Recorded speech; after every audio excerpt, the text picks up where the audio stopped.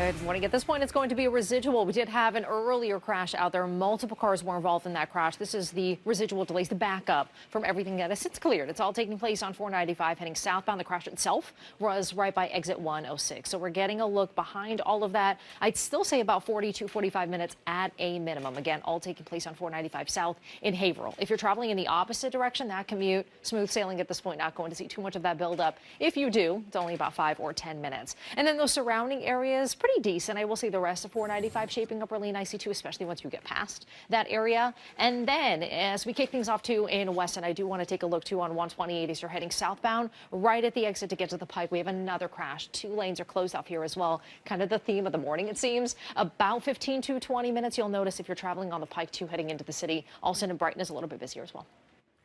Good morning. Yeah, while you're sitting in all of that traffic, right, we are getting a look in Weston. So, yes, a couple of lanes are closed off. We do have a crash this morning. It's been there for quite some time. So at this point, those drive times have really started to escalate. That crash is on 128 heading south, right where it meets with the Pike. So pretty busy intersection there. Drive times have built up to about 45 to 50 minutes, might be even longer than that. So just give yourself that hour just to be on the safe side. If you're in the opposite direction, you'll start to feel some curiosity delays out there too. Last but not least, I wanted to give you another look on 495. We're seeing issues in both directions. So if you're traveling northbound in Hopkinton, you do have a crash there. In the opposite direction in Westboro and Hopkinton on 495 heading south, you do have delays there as well. Not as severe. I'd say maybe about 10 or 15 minutes, but just something to be aware of, right?